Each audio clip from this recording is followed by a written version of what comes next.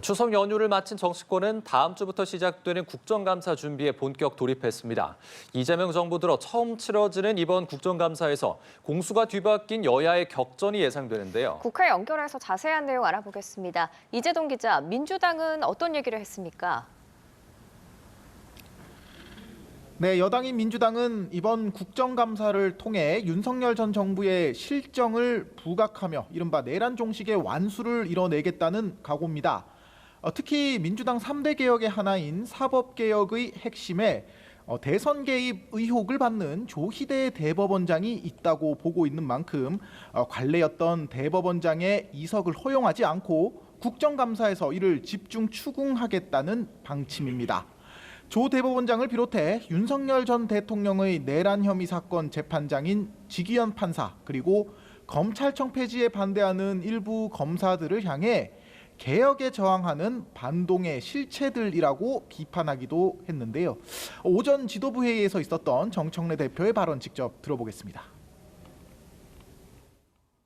이번 국감은 윤석열 내란 잔재 청산의 국감입니다. 민주당은 전 정부의 불법과 실정으로 망가진 곳을 고치고 내란의 상흔을 메우고 개혁을 완성하는 국감으로 국민의 기대에 반드시 응답하겠습니다. 네, 이런 가운데 김병기 원내대표는 국감 증인 채택과 관련한 브리핑을 열고 기업의 오너나 대표의 불필요한 증인 출석은 최소화하겠다는 원칙을 밝혔습니다. 민주당은 관세 협상에 재계 도움이 많이 필요하고 민생 회복에 재계가 함께해야 한다는 점을 고려한 것이라며 재계가 국감으로 시간을 허비하지 않고 경제 활동에 전념하도록 배려하는 차원이라고 설명했습니다. 네, 국민의힘도 이번 국정감사를 단단히 벼르고 있는 것 같은데 국민의힘 상황도 전해주시죠. 네, 이재명 정권의 실정을 파고들겠다고 벼르고 있는 국민의힘은 오늘부터 국정감사 종합상황실을 가동했습니다. 종합상황실 현판 제막식에 참석한 장동혁 대표는 민생을 살피는 국정감사가 되겠다고 강조했습니다. 장 대표의 발언 들어보겠습니다. 국민의힘이 민생과 국민의 삶을 살피는 여당보다 유능한 야당임을 국정감사를 통해서 보여드리겠습니다. 그리고 우리 107명 모두가 민생 싸움꾼이 되겠습니다. 네, 기존 원내대책회의를 국정감사 대책회의로 전환해 상임위별 국정감사 현안도 점검했습니다.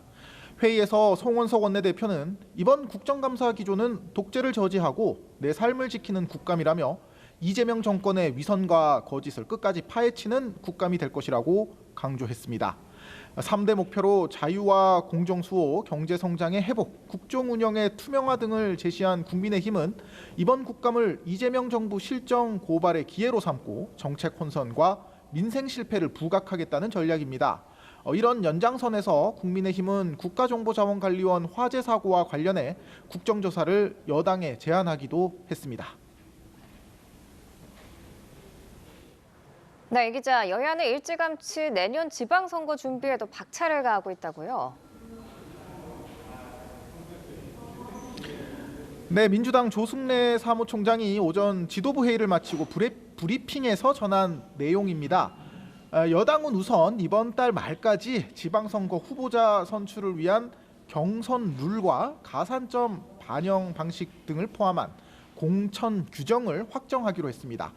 또 광역기초의원 공천의 경우 앞으로 당원 결정권을 훨씬 많이 주겠다고 밝히기도 했습니다. 국민의힘 잠재적 후보군에 대한 견제에도 나서는 모습인데요. 당 3대 특검 대응특위는 기자회견을 열고 오세훈 서울시장의 명태균 게이트 연루 의혹을 규명해야 할 검찰 수사가 지연되고 있다며 김건희 특검팀이 사건을 넘겨받을 것을 요구하기도 했습니다. 국민의힘도 오늘 지방선거를 앞두고 체제 정비를 위한 지방선거 총괄 기획단을 공식 출범시켰습니다. 기획단 위원장을 맡은 나경원 의원은 내년 지방선거는 꼭 이겨서 대한민국과 국민을 지켜야 하는 선거라고 강조했습니다. 오늘 경제 활성화 방안 등을 논의할 특위들을 공식 출범시킨 국민의힘은 민생과 경제를 고리로 외연 확장에 적극 나서겠다는 방침입니다. 지금까지 국회에서 전해드렸습니다.